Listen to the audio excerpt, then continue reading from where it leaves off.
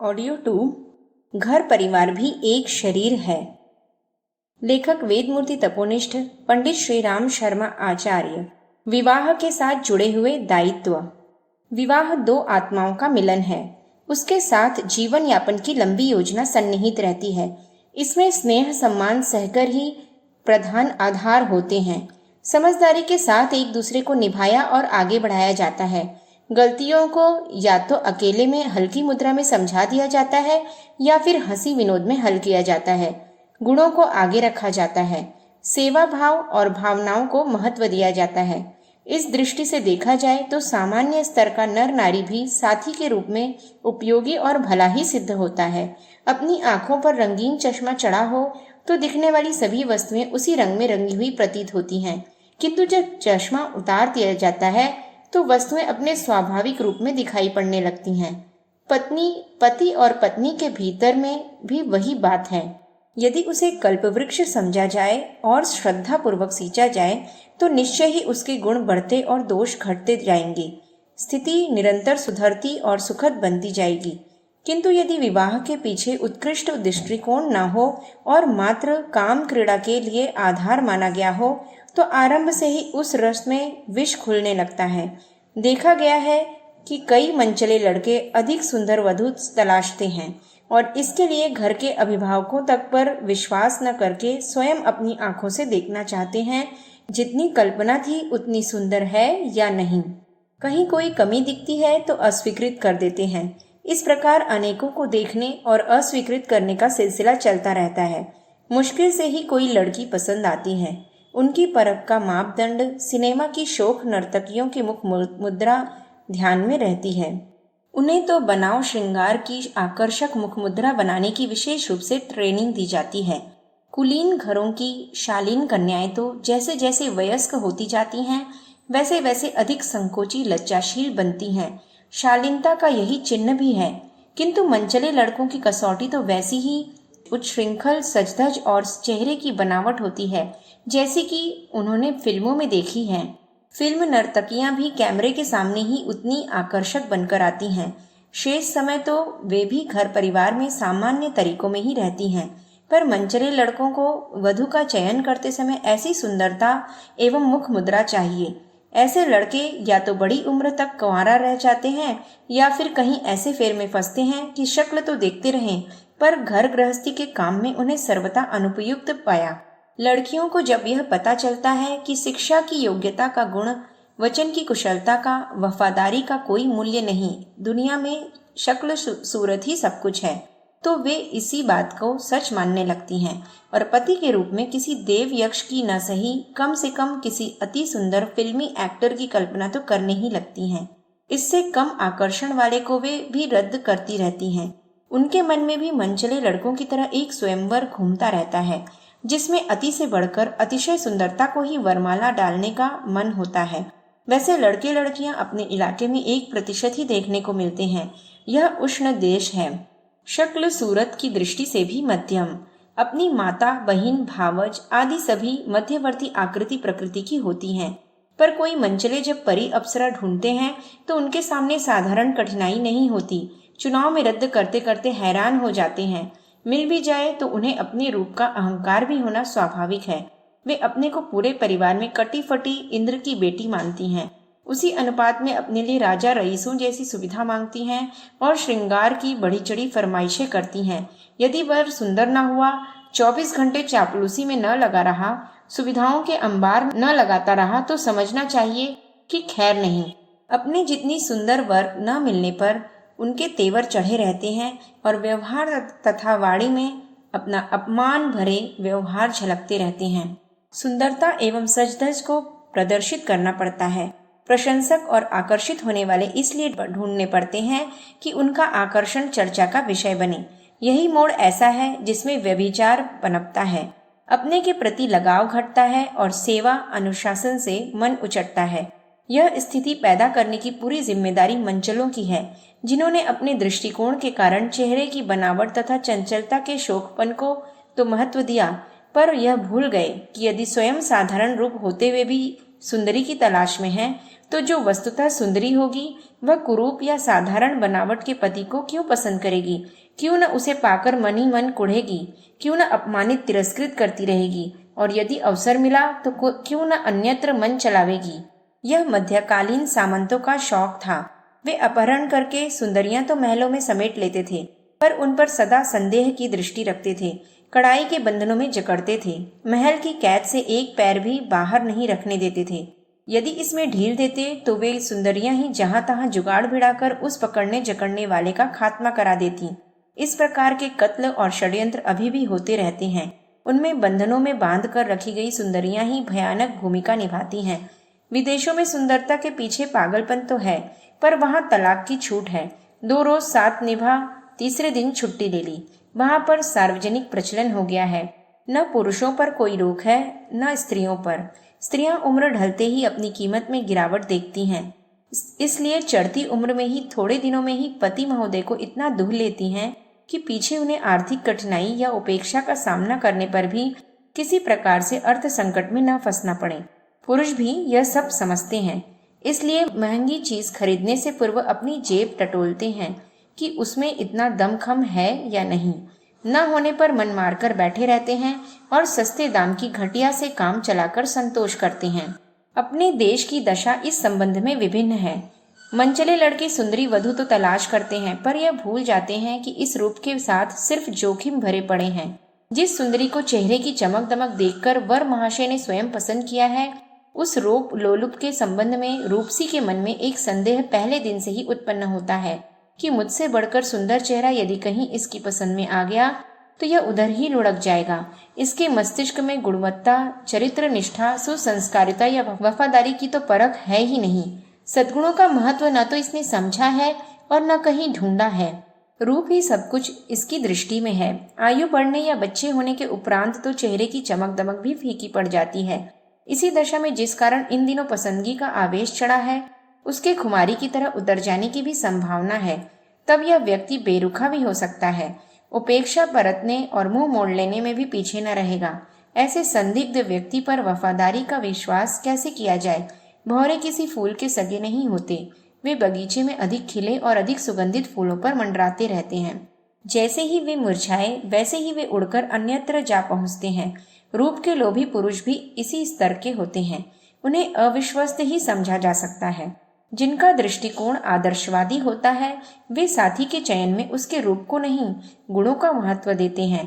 सुसंस्कारिता के संबंध में जानकारी प्राप्त करते हैं, वह मिल जाती है तो कुरूप पर भी अपने को निछावर कर देते हैं। गुणों में स्थायित्व है। जिनके प्रणय बंधन आदर्शों के आधार पर बंधे हैं, उन्हीं के संबंध में यह सोचा जा सकता है कि यह संबंध अंत तक निभेगा और कोई किसी के साथ विश्वासघात न करेगा। वर वधू दोनों ओर से ही किसी को साथी के चुनाव में उसके व्यक्तित्व की उत्कृष्टता ही खोजनी चाहिए।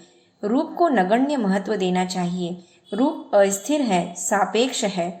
गुणों के पीछे आदर्शों के निर्वाह को प्रमुखता दी जाती है और वह गरिमा ही अंत तक निभती है। माता को अपना कुरूप बच्चा भी दूसरों के अति सुंदर बालकों से बढ़कर लगता है। जिनके बीच गुणों के आधार पर प्रेम पले, उन्हें रूप पर ध्यान देने की तनिक भी आवश्यकता नहीं। उनका आदर्श तो तब है जब अच्छे पक्ष को अपने से कम विशेषताओं वाला पिछड़ा किसी दुर्बलता कमी वाले संबंध को अपनाकर उसके लिए अधिक सेवा सहायता करते हुए मन जीता जाए और कृतज्ञता का अर्जन किया जाए। ऊंची बात सोचने वाले स्वयं सुयोग्य होते हुए भी साथी की अयोग्यता, कमी या कुरूपता को भी अपनाते हैं, क्योंकि विवाह देने के लिए किया जाता है, पाने के लिए नहीं। सेवा तो उसकी की जाएगी जो तो अंग रचना या अन्य शिक्षा, कुशलता, सुंदरता आदि की दृष्टि से पिछड़ा हुआ हो, निर्धनता आदि कारणों से अच्छे साथी को प्राप्त कर सकने की स्थिति में न हो। ऐसे ही मन को सराहा जा सकता है। अभिभावक विवाह के समय कन्यादान करते हैं। मनुष्य को समग्र स्वतंत्रता प्राप्त है। उसे जड़ संपदा या पशुओं की तरह न तो खरीदा बेचा जा सकता है और न संपत्ति की तरह दान दिया जा सकता है। कन्यादान का तात्पर्य इतना ही है कि जो उत्तरदायित्व अब तक कन्या के प्रति अभिभावकों के थे, वे अब पति के तथा ससुराल वालों के कंधे पर सौंपे जा रहे हैं। उस महान दायित्व को स्वीकार करने वालों को अनुभव करना चाहिए कि जिस प्रकार पितृगृह में कन्या को निर्वाह, प्रशिक्षण, दुलार आदि मिलता रहा है, वैसा ही इससे आगे पति द्वारा ससुराल के समूचे परिवार द्वारा उसे मिलता रहेगा। इस संदर्भ में सोचा यह जाना चाहिए कि पिता के घर से कन्या जैसा स्वास्थ्य जितना ज्ञान कौशल लेकर आई है उसमें कमी न पहुंचनी चाहिए, वरन अधिकाधिक अभिवृद्धि होनी चाहिए। यह कार्य मात्र रोटी कपड़े का प्रबंध कर देने भर से ही नहीं हो जाता। इतना तो मजूर बेगारी भी को भी मिल जाता है। दिन भर शारीरिक और रात्रि में मानसिक सेवा लेने की कीमत 50-25 रुपया तो होनी ही चाहिए। इसके बदले 2-4 रुपया का भोजन वस्त्र देकर उससे ऋण से उऋण नहीं हुआ जा सकता। सेवा सहायता की बात सोचनी है तो बढ़ चढ़कर योजना बनाई जानी चाहिए। वह उसकी मजूरी की तुलना में कहीं अधिक मूल्य की होनी चाहिए। शारीरिक स्वास्थ्य को अधिक सुडौल, अधिक परिपुष्ट बनाए रखने का उपाय यह है कि शरीर को जितना पोषण मिले उसकी तुलना में शक्तियों का क्षय कम हो। श्रम उतना ही करना पड़े जितनी की उसके शरीर में सामर्थ्य है। दिन रात काम में जुटे रहने पर स्वास्थ्य का क्षरण स्वाभाविक है। दिन में रसोईदारिन, चौकीदारिन, धोबिन, सफाई वाली आदि के कामों में सारा समय इस प्रकार चला जाए कि सांस लेने की फुर्सत न मिले। रात में बच्चों की प्रतिदिन की सेवा करनी पड़े। गई रात तक मर्दों की वापसी का इंतजार करते रहना, आने पर गर्म भोजन बनाना, रसोई सफाई से निपटकर बहुत रात गए सोना और प्रातः जल्दी उठकर सफाई नाश्ता आदि में जुट जाना। यह कार्य शैली ऐसी है जिसमें फुर्सत का नाम नहीं, विनोद विश्राम ज्ञानवर्धन की गुंजाइश नहीं। ऐसी व्यस्तता में कार्यों का स्वरूप हल्का होने पर भी व्यस्तता के कारण यह भारी हो जाता है और स्वास्थ्य का बढ़ना तो दूर, पिता के घर से जैसा शरीर आया था वैसा भी नहीं रहता। विवाह के उपरांत जल्दी गर्भिणी हो जाना, प्रसव की मर्मातक पीड़ा सहना, स्तनपान, बच्चों की रात दिन की देखभाल, ये सभी मिलकर स्वास्थ्य को बर्बाद करने वाला दबाव डालते हैं। यह सावधानी बरतने का समय है। बहू को ससुराल की ओर से स्वास्थ्य संदर्भ में दिया हुआ उपहार यही हो सकता है कि उसे आहार विहार की समुन्नत सुविधा दी जाए और प्रसव में विवाह के उपरांत न्यूनतम 5 वर्ष बनाए रखा जाए। विवाह से पूर्व वर वधू जिस मधुर जीवन की कल्पनाएं करते हैं वह तभी संभव है जब शरीर और मन दोनों ही क्षेत्रों में उत्साहवर्धक स्थिति बनाए रखी जाए। पुरुष की तरह स्त्री के शरीर की भी परिपक्वता प्रायः 25 वर्ष के उपरांत आरंभ होती है और 30 वर्ष होते होते वह पूरी हो जाती है। यह अवधि स्वास्थ्य संवर्धन के लिए सुरक्षित रखनी चाहिए। इसमें काम धंधे का, व्यस्तता का, चिंता का, हैरानी का दबाव नहीं पड़ना चाहिए। प्रसव कृत्य में फांस देने पर खाने पीने की अच्छाई भी उस दोहन से निचुड़ जाती है और स्वास्थ्य बढ़ने के स्थान पर उससे भी घट जाता है, जैसा कि पिता के घर से जीवनी शक्ति और प्रफुल्लता से भरा पूरा आया था। कन्याएं अपने पिता के घर में कुछ कक्षाओं तक ही शिक्षा प्राप्त करती हैं, पर वह विवाह की जल्दबाजी में उतनी पूर्ण नहीं हो पाती कि ज्ञान की समग्रता या स्वावलंबन की दृष्टि से उसे पर्याप्त कहा जा सके। उचित हो कि जितनी पिता के घर शिक्षा प्राप्त हो गई थी उतनी ही ससुराल वालों की ओर से भी दिए जाने की व्यवस्था हो। विवाह के उपरांत लड़कियां उसी प्रकार पढ़ती रह सकती हैं जैसे कि कितने ही लड़के विवाह के पश्चात भी पढ़ते रहते हैं। स्वास्थ्य की तरह ही शिक्षा भी मनुष्य की संपत्ति है। ये दोनों ही संपदाएं नर और नारी दोनों को समान रूप से उपलब्ध होनी चाहिए।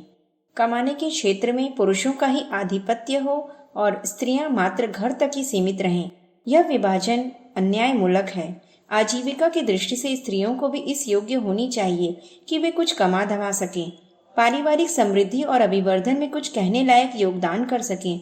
घर के काम को नर नारी सभी को मिलजुल कर करना चाहिए ताकि उसका स्वरूप घरेलू मनोरंजन जैसा हो और दोनों ही पक्षों को अन्य महत्वपूर्ण कार्य करने के लिए समान रूप से अवसर मिल सके। किसी को हीनता की अनुभूति न हो और कोई अपने को शहंशाह न समझे। स्वास्थ्य और शिक्षा की तरह आर्थिक स्वावलंबन भी जीवन की पूर्णता की दृष्टि से आवश्यक है। कई बार ऐसी घटनाएं घटित होती देखी गई हैं कि पुरुष भरी जवानी में क्षय आदि का शिकार होकर मर गया। स्त्री की गोद में 4 छोटे छोटे बच्चे रह गए। रोज कमाने, रोज खाने की स्थिति में दिन कटते थे। पूंजी के नाम पर घर में कुछ जमा न हो पाता था। मर्द की बीमारी के इलाज में तथा अंत्येष्टि के कर्मकांड में जो कुछ बर्तन जेवर थे वे भी बिक गए। अब बच्चों का पालन तथा विधवा का गुजारा कैसे हो? इन परिस्थितियों में उस घर परिवार पर क्या बीतती है, इसे भुक्तभोगी ही बयान कर सकते हैं। ऐसी घटनाएं आए दिन देखने को मिलती रहती हैं। ऐसी घटनाएं अपवाद नहीं हैं। अपने देश में आधी जनसंख्या गरीबी की रेखा से नीचे जीती है। स्त्रियों में अशिक्षा अभी भी 90% है। बाल विवाहों पर कानूनी रोक होते हुए भी वे धड़ल्ले से होते रहते हैं। छोटी आयु में विवाह वाली लड़कियों में युवतियों की अपेक्षा जल्दी बच्चे होने लगते हैं। 25 की आयु तक पहुंचते पहुंचते ये यदि 5-6 बच्चों की मां बन जाएं, तो इसमें कोई आश्चर्य जैसी बात नहीं है। अच्छे भोजन की कमी, काम की अधिकता और प्रदूषण भरे वातावरण में रहने वालों की अकाल मृत्यु होते रहना भी सामान्य बात हो गई है। ऐसी दशा में आधे दर्जन बच्चों की माता को यदि स्वावलंबन की दिशा में पहले से ही कुछ योग्यता या तैयारी नहीं है, तो यही कहा जा सकता है कि विवाह करने वाले ने एक पूरे परिवार के समुदाय को विपत्ति में झोंक दिया। तथ्यों को ध्यान में रखते हुए महिलाओं में से प्रत्येक को ऐसी योग्यता संपादित करनी चाहिए जिससे वे अच्छे दिनों में कुछ कमाकर परिवार के निर्वाह स्तर को कुछ ऊंचा उठाने में सहायता कर सकें, आपत्ति काल में अपना और अपने बच्चों का सम्मानपूर्वक गुजारा कर सकें।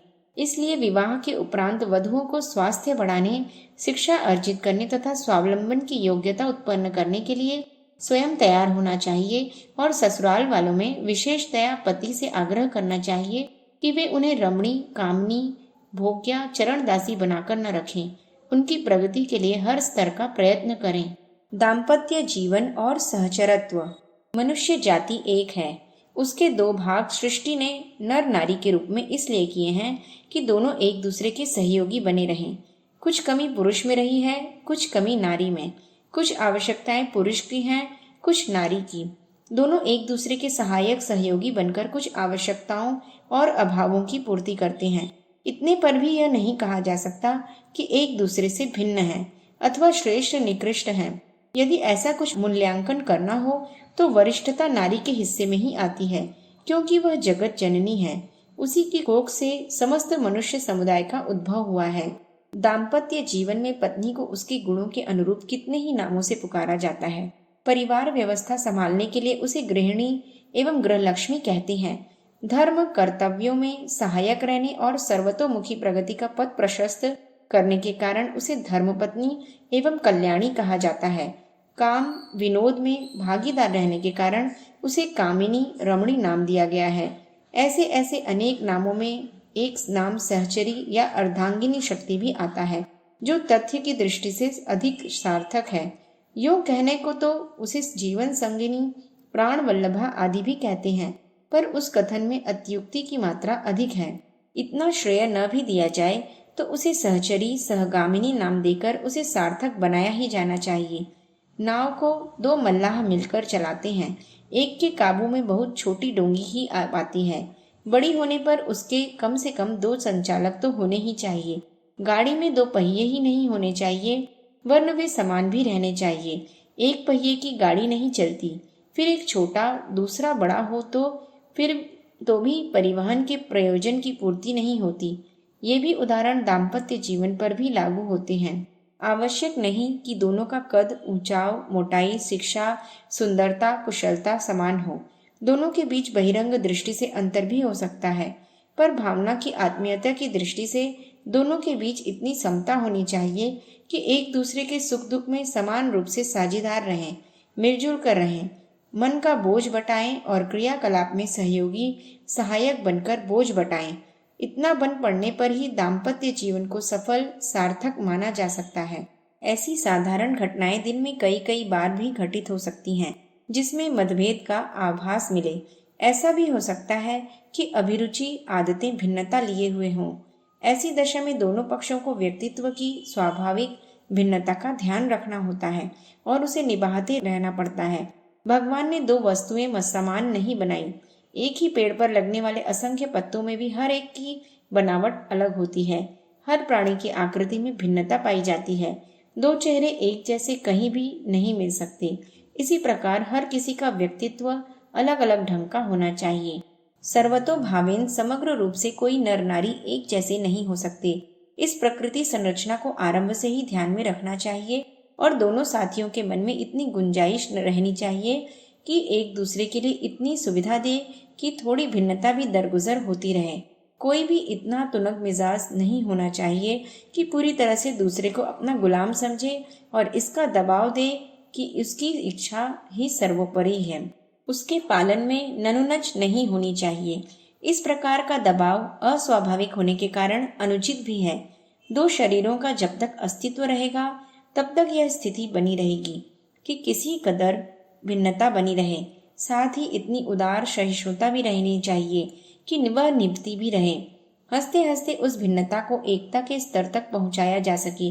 खिचड़ी पकाने में दोनों चावल और दाल का अस्तित्व मिलकर एक हो जाता है, किंतु उनका मौलिक स्वरूप फिर भी पहचाना जा सकता है। मिलन होते हुए भी दोनों का अस्तित्व अलग से भी पहचाना जा सकता है।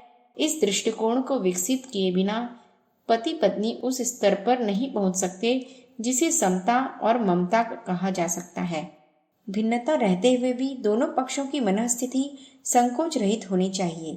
परायेपन में किसी कदर दुराव बना रहता है। इसे दब्बूपन, झेप, संकोच आदि नाम भी दिए जा सकते हैं। यह अस्वाभाविक स्थिति तभी तक टिकती है जब तक परायेपन का भेदभाव रहता है। इसके रहते रहते जी खोलकर अपनी बात कहने और दूसरों की सुनने का अवसर नहीं आता। विचार विनिमय का सिलसिला चलते रहना चाहिए। आग्रही किसी को भी नहीं होना चाहिए। तर्क, तथ्य, विवेक और औचित्य की कसौटी मानकर मतभेदों को एक दूसरे के सामने प्रकट करते रहा जाए।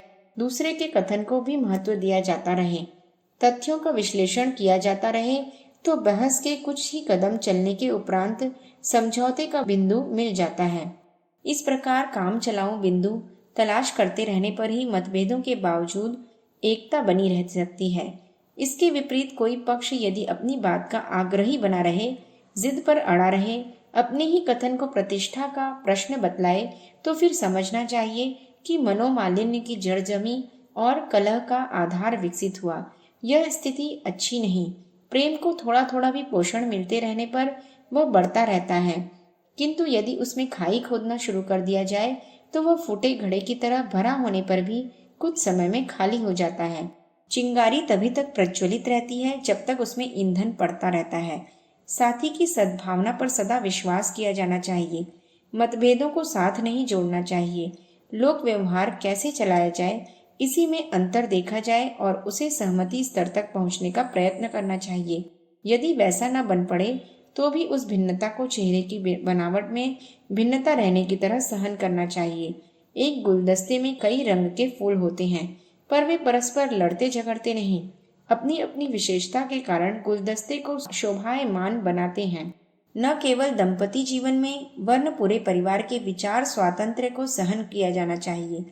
देखना इतना भर है कि कहीं इस मतभेद में अनीति तो नहीं पल रही है, पतनोन्मुख दोष दुर्गुणों को प्रश्रय तो नहीं मिल रहा है।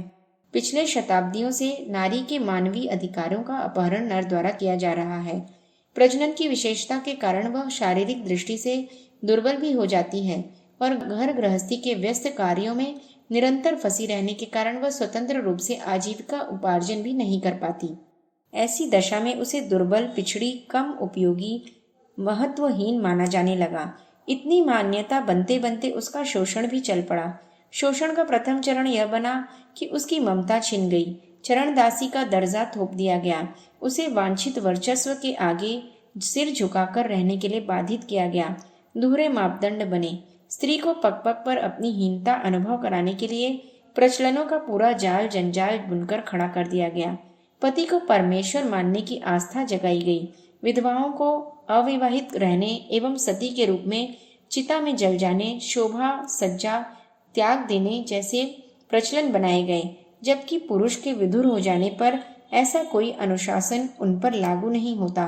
पर स्त्रियां घर में ही रहें, घर से बाहर निकलना हो तो कोई निरीक्षण साथ लेकर चलें, पुरुषों के आगे घूंघट पर्दा निकाल कर रहें। इन अनुबंधों के कारण ये बताए गए कि स्त्रियां भावुक होती हैं, वे किसी अन्य की ओर आकर्षित हो सकती हैं, शील गंवा सकती हैं। प्रतिबंध लगाने वालों के मन में स्त्रियों की हीनता को ही उजागर किया। यह नहीं सोचा गया कि खुले आम घूमने वाला पुरुष तो अपनी स्वच्छंदता का और भी अधिक लाभ उठा सकता है। ऐसी दशा में उस पर तो और भी कड़े प्रतिबंध लगाने चाहिए। स्त्रियों को पतिव्रत पालन करने के लिए जितना जोर दिया जाता है, जितना दबाव डाला जाता है, उतना ही पुरुष पर भी पत्नीव्रत पालन करने का अनुबंध होना चाहिए। जो मर्यादाएं नारी के लिए निर्धारित की गई हैं, वे ही पुरुष के लिए भी की जानी चाहिए। न्याय यही था।